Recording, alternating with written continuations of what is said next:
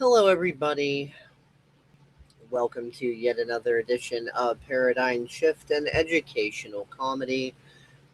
As you can probably see by my little clock up there, um, it's a little after 3 in the morning.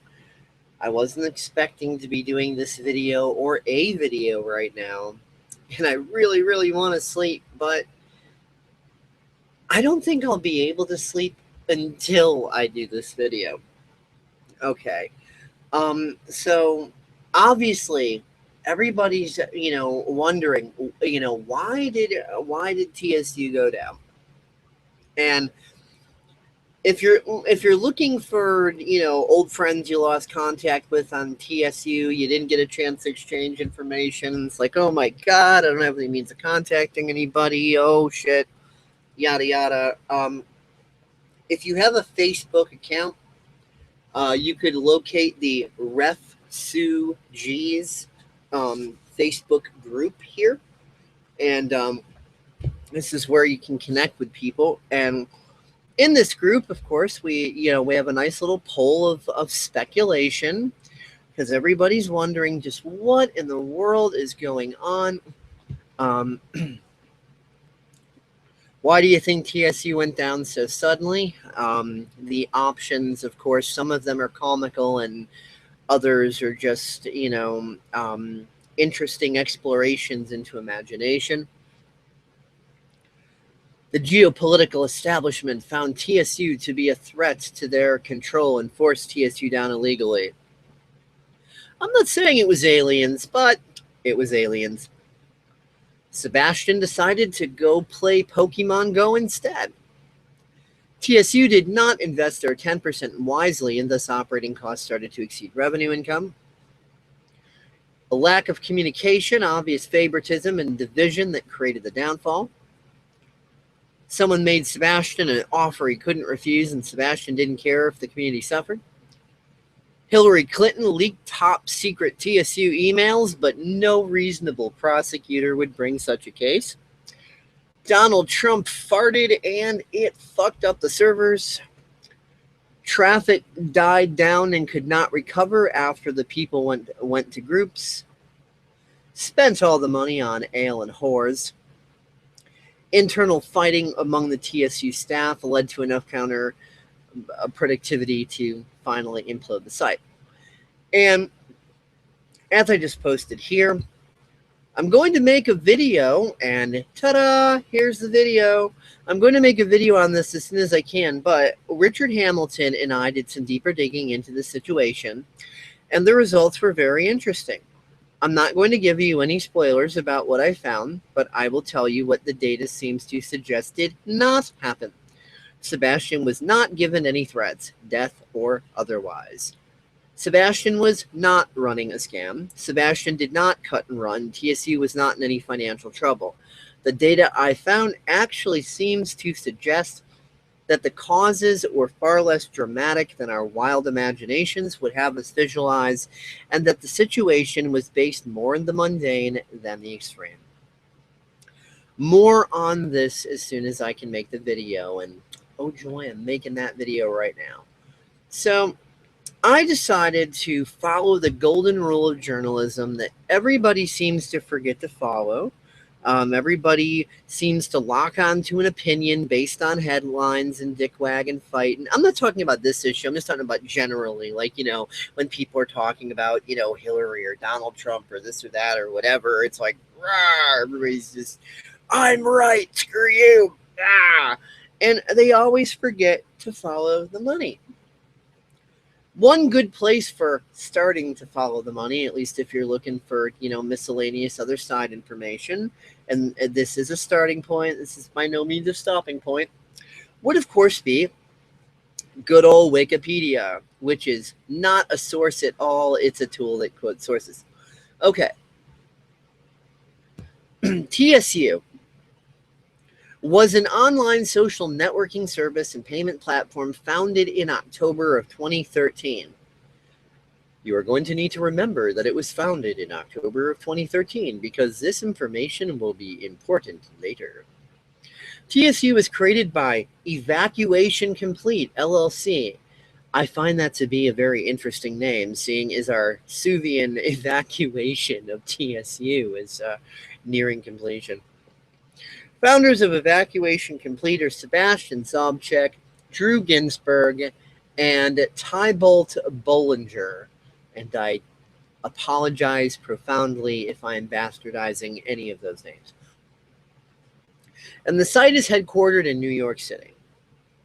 TSU was open to new users via invitation only. The site went dark in August 2016. Like Facebook, after registering to use the site, users were able to create a personal profile, add other, well, etc., etc., etc., etc. So it gives the basic history. And of course, if you've been on TSU long enough to know, most of this is probably not new. Now, also, you don't have to memorize the names here, but these names of the founders, see, Evacuation Complete LLC, a Texas corporation which was founded on February 7th, 2008. Founders of Evacuation Complete are Sebastian Zobchek, Drew Ginsburg, and Tybolt Bollinger. Okay, moving on. Let's take a look at Evacuation Complete. Company overview of Evacuation Complete LLC. Evacuation Complete LLC operates in the technology sector. The company is based in New York, New York. Mr. Sebastian Zobchek, founder and director. And it's got the address, phone number, website, etc., etc., etc. Now, for this company, when we click on people, this is where it gets interesting. Once Firefox decides to cooperate. Here we go. Alrighty. Evacuation Complete LLC board members. Now, wait a minute. Hold the train. Seeing as Mr. Sebastian started the company with Drew Ginsburg and Tybolt Bollinger. Again, I apologize if I'm bastardizing these names.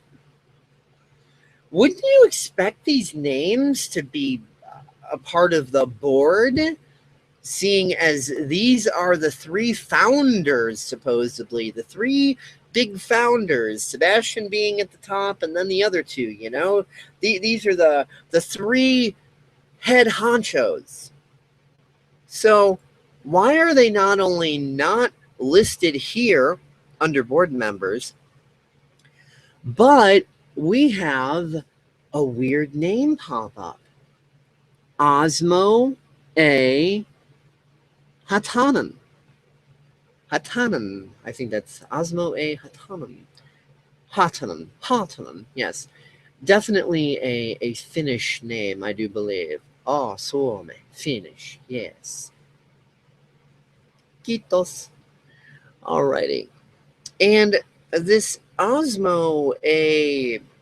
complicated ass Finnish last name, who we don't see mentioned anywhere except deep in the bowels of the paperwork here. That's not really frontline. Primary company, Sebastian's primary company is obviously Evacuation Complete LLC, but ooh, Osmo, who's your primary company? Magnolia Broadband Incorporated. The plot thickens.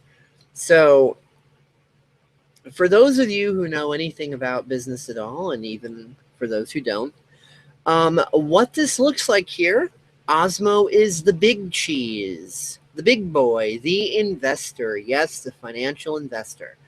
The guy that took his money or his company's money or both, most likely his company's money, Magnolia Broadband Incorporated money was the investing capital into Sebastian Zobchek and his company.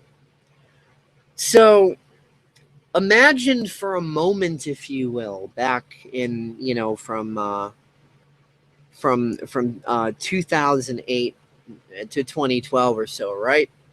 Imagine Sebastian has this wonderful altruistic idea on how to revolutionize, you know, social media. And he's like, wow, this is cool, but, you know, I can't do all this on my own, obviously. I'm going to need some investment backing. So he's a smart, savvy, professional guy, and he knows how to hunt these things down and how to get signed up for interviews and how to meet with people and make his pitch to potential investors and say, hey, you know, I've got this idea, could revolutionize the world, and if it does, lots of money to be made, etc., you know, giving his pitch. Then he comes across, by whatever means we don't know, comes across Mr. Osmo, this Magnolia Broadband Incorporated big shot. And I will be going into just how big Magnolia Broadband Incorporated is, by the way.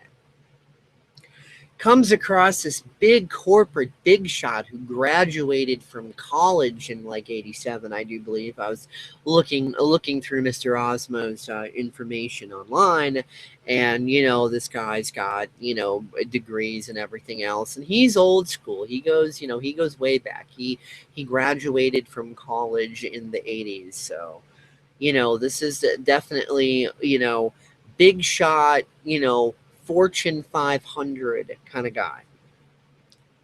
So imagine Sebastian, he's thrilled as shit, like, oh my God, I'm actually meeting with this big time investor. Holy shit, this is great. If he likes my idea, this is going to be big. This is going to be so fucking big. So he meets with Mr. Osmo, and however that conversation ended up taking place, we don't know. We weren't there. The obvious endpoint is that Sebastian seemed to have sold him. Osmo's like, you know what? I think this is something that Magnolia Broadband Incorporated would definitely be interested in investing in. Let's do this thing, Sebastian. I think this has a lot of promise and potential. So imagine an extremely thrilled, extremely happy Sebastian Zobchek walking out of that office, wherever it was, just thrilled beyond belief. Oh my God, I finally got it. This is awesome. I'm going to be able to take this idea and bring it into reality. I got this big, huge guy, this company, this, you know, this Fortune 500 level sort of company. It's a broadband company, and oh my God, this is great. I mean, put yourself in his place after concluding that meeting, being nervous going in, but concluding that meeting and knowing, my God, I've just scored it. This is great. He goes home, cracks open the champagne with his wife. It's like, wow, amazing. I mean, really, use your imagination. Put yourself in Sebastian's headspace with this. It's just like dream come true. Can hardly believe it. Time to crack open the champagne, right?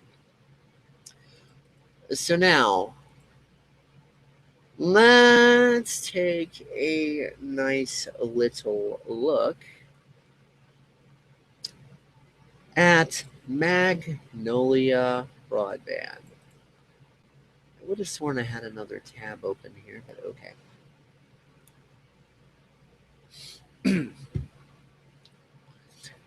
It is estimated that by 2018, the demand for wireless bandwidth is expected to be 50 times the bandwidth required today.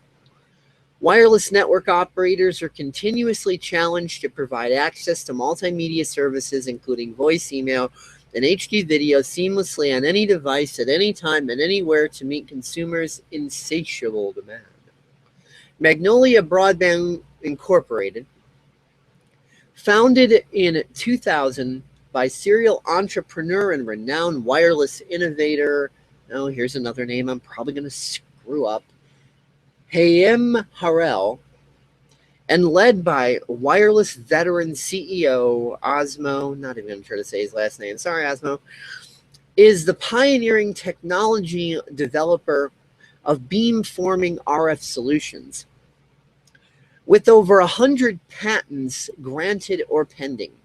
Magnolia Broadband was the driving force leading industry standardization efforts for uplink mobile.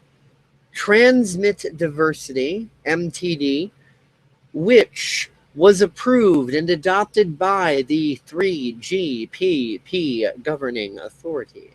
And so you know this is big. These are the big guys, big boys. This technology offers wireless network operators double the capacity and scalability to address significant growth in mobile data usage, enabling new revenue opportunities and delivering innovative services faster and more reliably without any changes to network system architecture. Now, here's the really big, important point that you will see why it's important in a moment.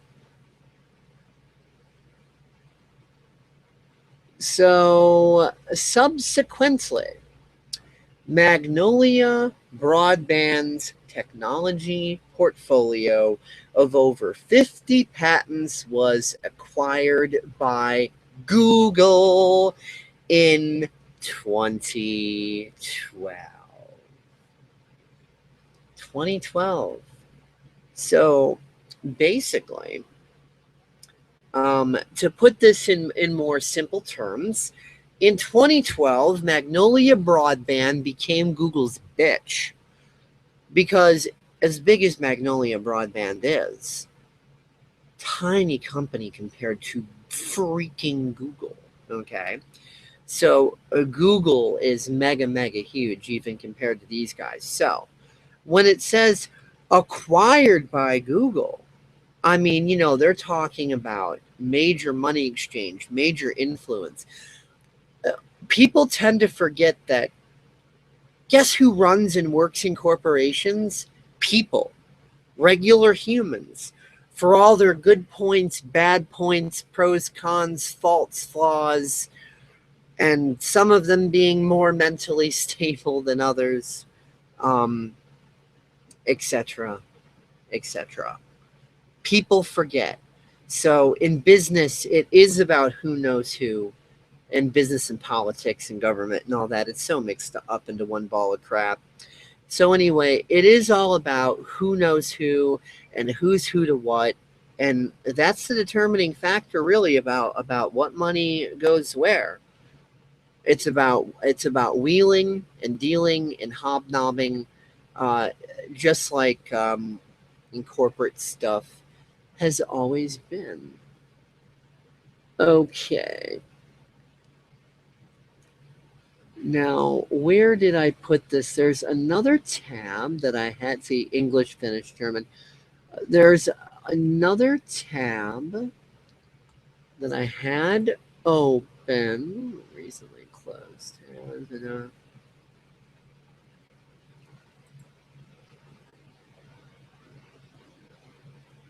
Okay.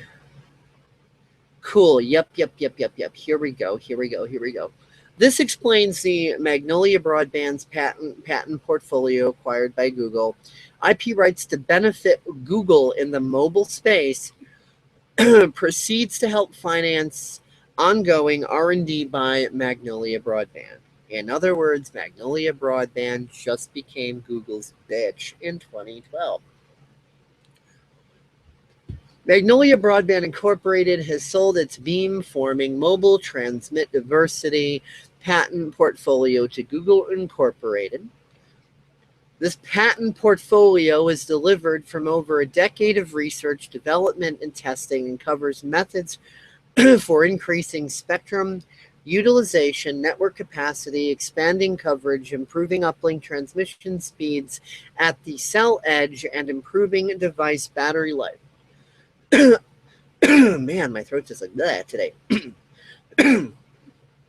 My apologies for that, and it is late. Osmo, the CEO of Magnolia Broadband, said, "We believe that Google's acquisition of our more than 50 mobile transmit diversity beamforming technology patents underlines the need for such a technology in mobile broadband services." He further explains that Magnolia Broadband's continued vision, the software which can be embedded into any mobile broadband device, remains the property of Magnolia Broadband and will be made available to mobile device vendors and chipset companies. Also read as, even though that has maintained being property of Magnolia Broadband has still essentially become Google's bitch, because money talks and we know what walks. Chairman of the board of Magnolia Broadband Incorporated and a partner in SCP Partners. This is actually going to get very important in a moment.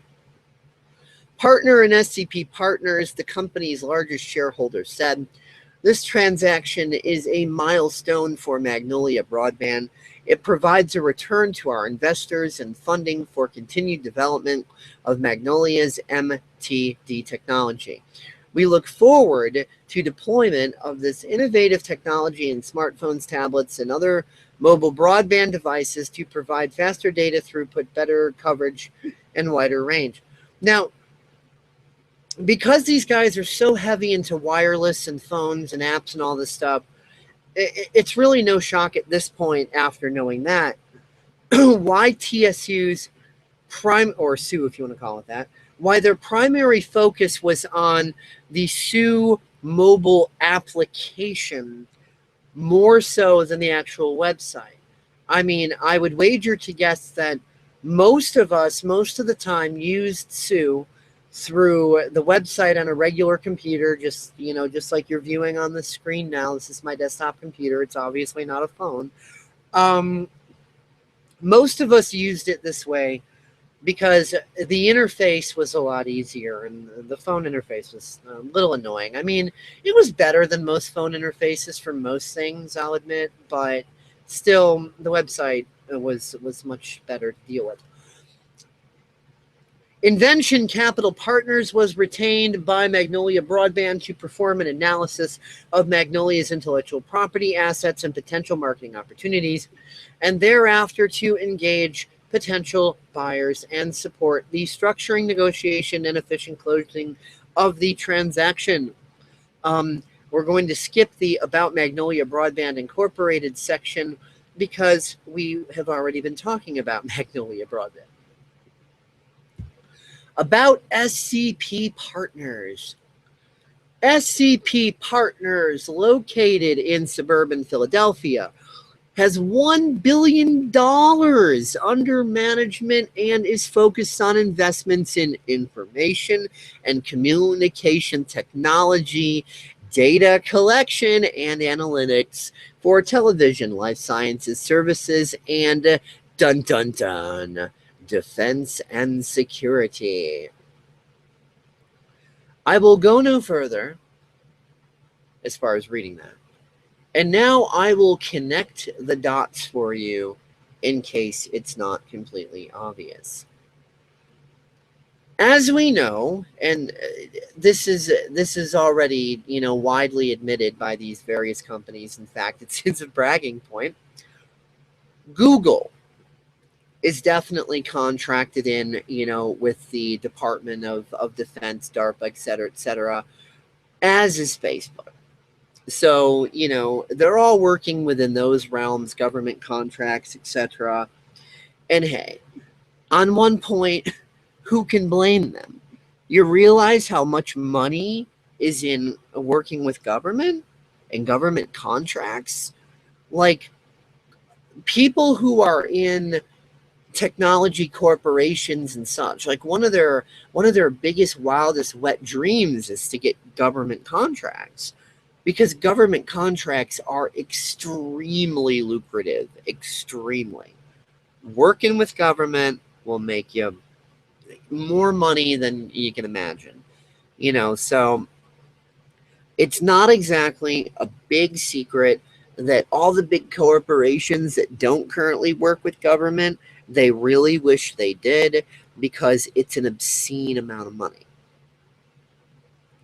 So admitting that you're working with government is not viewed by these corporations as, oh, well, we better not admit to the general public that we're working with the evil Illuminati, haha, or some such whatever. It's a bragging point. It's like, yeah, dude, we're the shit. We scored government contracts. We are awesome. We are that good. We are top ranking in the world. Fuck yeah. We're the best. Who's number one? Who's number one? We are, bitch. We are. We got the government contract. Yeah. High rolling, baby. So, from the corporate perspective, this is a bragging point, which is why Google brags about working with government and Facebook brags about working with government. They do not see this as a bad thing. They do not see having government backdoors and government spying and all these different little hooks into their systems for the government to use. They don't see this as bad. I mean, do try to look at it from their point of view. It's a government contract. It's obscene amounts of money. It's a Fortune 500 company's wet dream major score. It's epic from their perspective. It's like, oh my God, all this money and notoriety, and yeah, big time bragging point. So they don't really see it through the eyes of the, when people might think of conspiracy theory and this and that. They don't really see that from that perspective. Like, oh, better not mention that, otherwise, no. They see it as bragging to all their peers, all the different, corporations within their circle of friends and colleagues. It's a bragging point. Like, yeah, look what I got. Oh, I got it, but you don't. Haha, I rule, you suck. So, kind of imagine it like, high school kids, like, bragging about who's got the better bike or something, a motorcycle or whatever, or a Harry Potter versus Twilight argument. I don't know. You get the idea. So it's a pretty mundane thing, and we know. And again, this is no secret either. We know that the various political establishments work directly with all media, and they like to do as much censorship as they can. I mean, if I had $100 bill for every time Google or Facebook or YouTube or whomever censored somebody based on political or other forms of bias, like, oh, you don't agree with our political views, and or your views are in direct opposition to our agenda, and we don't want other people getting your idea, we want everybody getting our idea, so, oh, you need to shut up now, and boop, videos go away, YouTube channels go away, Facebook posts go away, entire Facebook pages go away. So this is very common. This is nothing new. I'm not saying anything that people don't already know. So that being said, they obviously, big corporations, regardless of whether they're working with government or not, they fear the little guy rising up and becoming big and being able to directly compete with them. So one of the bits of dirty pool that big corporations like to do is they hunt for regular people who have all these different brilliant ideas that could potentially grow into a threat to the way they like to do business. So they invest in that idea and they grow it to get it to a certain point of public awareness so that the public sees it's there, starts participating with it, seems like a really good idea, it's going well, and then they pull the plug because they're the backers, so they pull the plug. And the whole thing comes crashing down, and what's public perception going to be? Most of the public does not know how business works. They're just going to go, oh, look, that failed. Well, I guess that idea didn't have any merit because if it did, it wouldn't have failed. The public doesn't understand about investors and backers and about plugs that could be pulled if investors are not happy, or, plugs that could be pulled because, well, people getting bought off, bribed off. I mean, like, we know that Mark Zuckerberg went to Sebastian and tried to buy out TSU. And Zuckerberg and Facebook swims in the exact same circles as Google and STP partners and all these people. So, it's all the same circles of people. Sebastian probably wasn't aware of any of this. He probably didn't look at it in these sorts of terms. Most people aren't used to looking at it in these sorts of terms.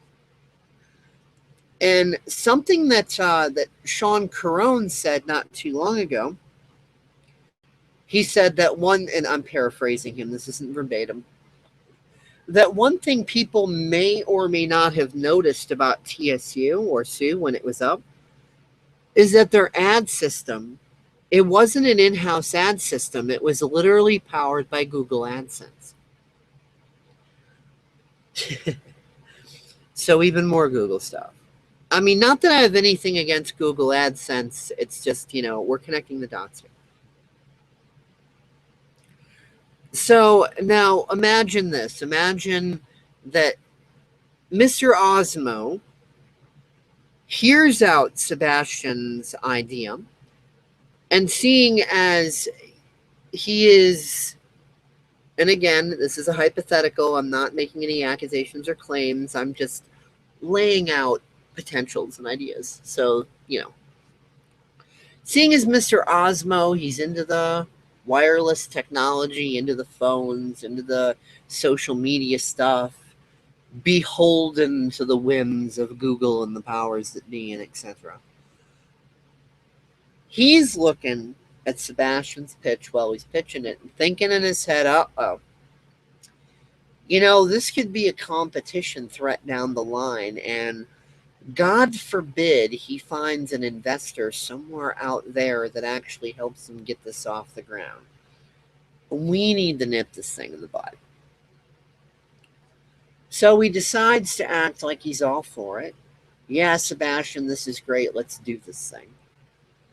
So Magnolia allows it to, come online, do its thing, and kind of testing to see where it goes, seeing how many people would sign up to TSU just for the money versus how many people would actually be on TSU uniting and forming communities and doing, activist stuff and spreading ideas and actually, encouraging the population to work together and be innovative. Because the more you can get this dumbed down and narrow-minded population, and yes, even the brightest of us and, truth movements or whatever movements we're in or whatever we think ourselves to be. I mean, God, look at this educational system and everything. We all really have taught to be narrow-minded, and even the most open-minded of us have not fully recovered from this. I can't even claim to have fully recovered from it. Nobody can. So, just bearing that in mind, the idea of the average person, the peasants, from the point of view of the top 1%, the peasants actually being able to come together and be innovative and creative and start to level up. Don't you think that big corporate business sees that as a threat? Hell yeah. Just like big industrial agriculture sees the little mom and pop organic farm operations as a big threat. Monsanto does not like them one bit. Big pharma sees, any sort of actual plant-based health and nutrition as a threat. They just want to keep you sick and pump you with chemicals. Big Pharma is on the record saying things like they want to make cancer a manageable disease. No mention of cures there. And, they're also on record saying that every healthy person is a customer lost. So the big corporations fear the little guys. They fear them as a competition threat, because should we actually open our minds more and start to get together and work with each other, then we could potentially end up on level playing field with the big corporations and outdo them and actually make the world better and actually make more money and actually take more power. And yeah, this is something big corporations do not want us doing. They do not want us doing that shit at all. So first there was the buyout attempt. The TSU staff and Sebastian, everything, they all kind of alluded to the Mark Zuckerberg buyout. I mean, I actually directly communicated with Sebastian myself. He followed me, for fuck's sake. I was one of his 1,000 people that he followed. I feel kind of honored by that. I appreciate that, Sebastian. Um, and he would tag me and stuff and talk back and forth with me. And when the whole Facebook thing happened, I was talking to him about, the whole, like, yeah, I would have loved to see Zuckerberg's face when he presented the buyout and so on and so forth. And, he just kind of rolled with it. He didn't confirm it, but he didn't deny it either. It's not like he said, no, you got it all wrong. Zuckerberg never came to me with that. No. And I think if anybody was saying stuff that he knew was completely dead wrong, at least in my observations, Sebastian was the first to be like, no, that's not the case. So, anyway, first there's the Zuckerberg buyout attempt failed. Sebastian knew he had a good thing going. He wanted to see it grow bigger, and he respected the people in the TSU community more than to, throw them under the bus like that. So, the first attempt to destroy TSU failed. So now, fast forward to this point, TSU was continuing to do better and better, 5.2 million people or whatever it was. It looked like TSU version 4.0 was actually in the process of rolling out, when the plug was pulled. And, things just kept looking really great. There was more and more community spirit. I mean, I was really liking what I was seeing. I mean, yeah, there had been some bumps in the road up until this point, with staff members and little conflicts between staff and community members and all this other stuff that we all know very much about at this point. But overall, things were really, really, really going in a good direction. So now imagine this for a moment, if you will. This is where it gets extremely speculative, but it is based on all of the data that I've shown you here so far. Imagine this for a moment. Osmo is sitting there thinking, man, he turned down Zuckerberg's buyout. Sebastian and I could have made a lot of money on that, so TSU ends up going down, doesn't become a threat to Google or any of my other affiliates, and we all make a lot of money, and everybody but the TSU community is happy, and could have gone down that way, but fucking Sebastian, stubborn, altruistic bastards, gotta push forward. Guy with a vision, man, that's... So now imagine Mr. Osmo, he's at his wit's end. His Google partners that have made Magnolia Broadband Google's bitch are on the phone with him and saying, something's got to be done. Magnolia's got to pull out. They got to pull their funding, pull their support. And of course, seeing as the ad system is based in Google, how hard would it really have been for Magnolia Broadband to give Google a call and say, hey, freeze Sebastian's Google ad account so that he can't bring in any revenue from the ads. Lock it down, freeze it. So imagine for a moment, hypothetically, that this happens. His Google account is completely frozen. And then Sebastian gets a nice little phone call from Osmo, right? Osmo seems furious. Sebastian doesn't understand why. Takes him by storm. It's straight out of left field. What's wrong? Sebastian, you gotta pull the plug right now. Right fucking now. I'm really disgusted with how TSU's been going. We're pulling the plug. You got to shut it down right now. But wait, what's going on? We're doing great. We're bringing in this money. We're rolling out version 4.0. Don't argue with me. Just pull the plug. It's done. It's over. TSU's over. We're done. And Sebastian's just completely confused. Like, I don't know what's going on. Your AdSense account is frozen and it's done. It's over, Sebastian. It's a good run, but it's over. I'm not happy with how things are going. My associates and backers, where this money's coming from for you, they're not happy where this is going. We're pulling the plug. We're terminating the project. It's done. And Sebastian's like, but can I at least give people a little bit of time and tell them what's going on? No, shut it down now. And our lawyers are bigger than yours over here at Magnolia. We got great lawyers. So if you don't shut it down right now, this very second, there's going to be some dire consequences for you, Sebastian. You shut it down right this instant. It is over. Click. Imagine being Sebastian and having that phone conversation or Skype or whatever it was.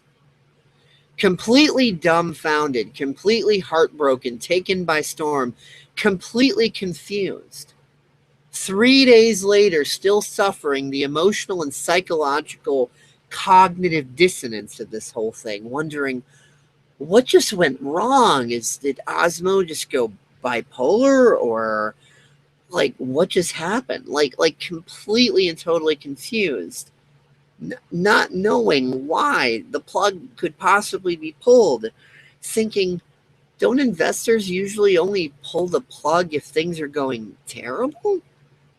TSU's going great. We're at 5.2 million users and climbing quickly.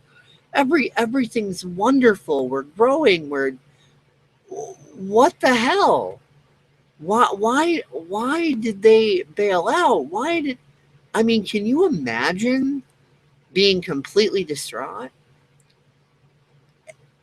And Sebastian trying to keep himself emotionally and psychologically pulled together,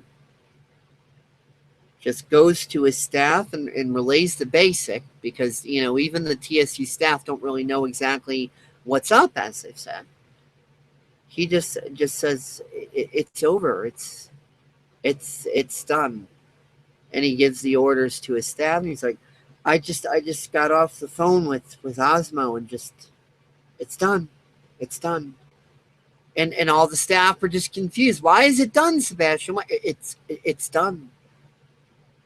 And they have no other choice, but, Sebastian's the boss. They have no other choice but to just, okay, Sebastian, if you want to freeze the site, we'll freeze the site. We'll shut it down for maintenance. And so then Sebastian, half confused, trying to keep himself together, types up the best letter to us that he can while he's in a completely emotionally distraught and confused state, and still trying to maintain his level of professionalism, speaking to the rest of us. And imagine him still, even right now, still completely confused over what the hell just happened.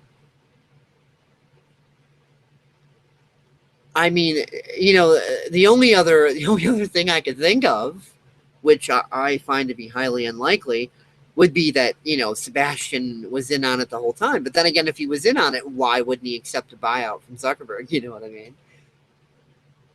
So I don't really think Sebastian was in on it. That's completely implausible. But this sort of a dick move from big corporations to prevent the little guy from rising up and becoming a competition threat, it's a pretty standard move. It happens all the time. I mean, you can even watch movies and stuff dating as far back to decades ago.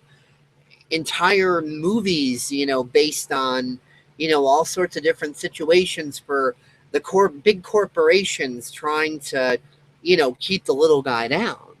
So I mean, this sort of stuff, it's all standard practice. There's nothing nothing so dramatic or profound about it. It's simply just a dick move.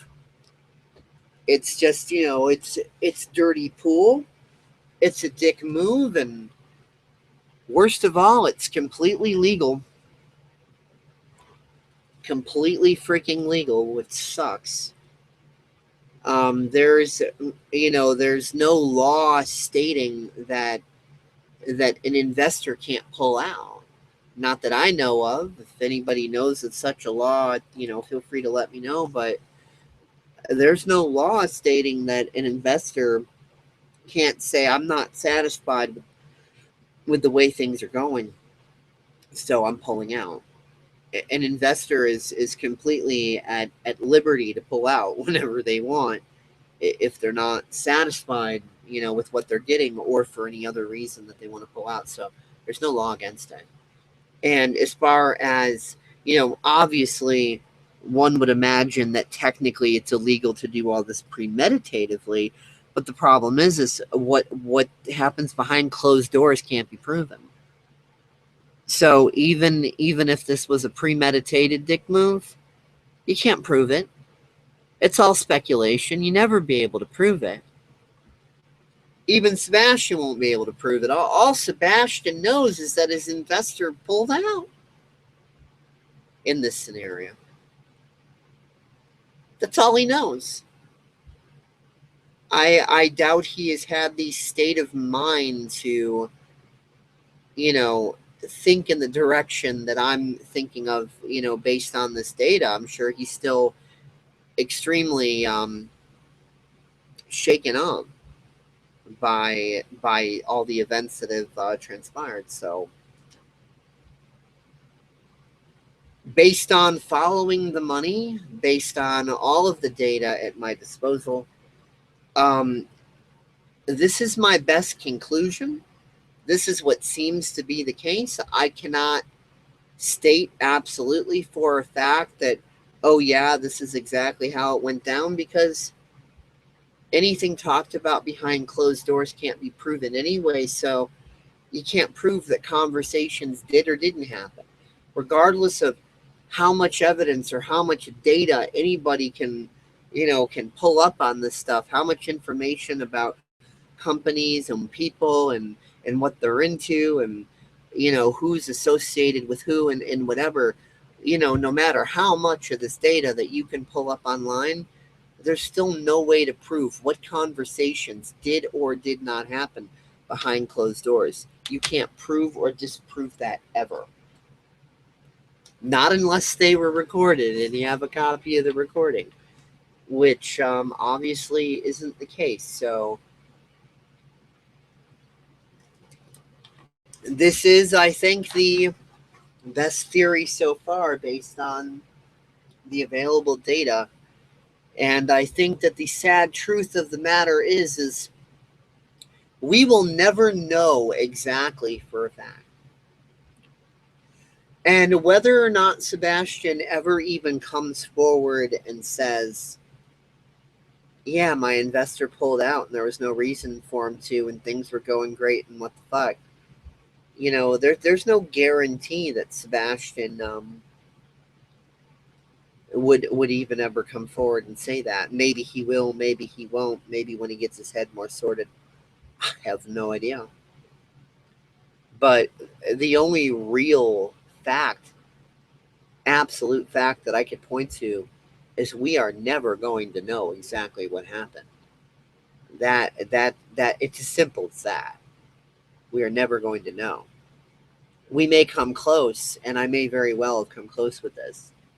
But if I'm right, then The answer is Sebastian got thrown under the bus. It was a dick move. It was a Fortune 500 company, fucking anti-competition dick move. Simple as that. And it's very unfortunate. So yeah, if any of you have any better theories, any better data, any better ideas, feel free to to leave your comments below. Beyond that, please subscribe to the channel, click like on the video, share it, all that stuff. Would really appreciate that, as I always really appreciate that. So yeah, and don't forget to check out on Facebook Ref Sue G's.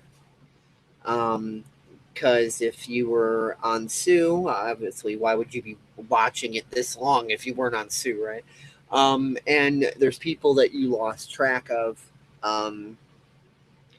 This is one of the avenues that you can go to here for attempting to reconnect with people. So obviously, if you join this group, then anybody that's already on your Facebook that you know for a fact was on Sue, TSU, however you want to say it, and they're not already in this group, please add them into this group, because TSU was a great community, and a community is people, not technology, right? And it's the people that are important. So, it doesn't matter if we all get back together on Facebook or where the hell it is.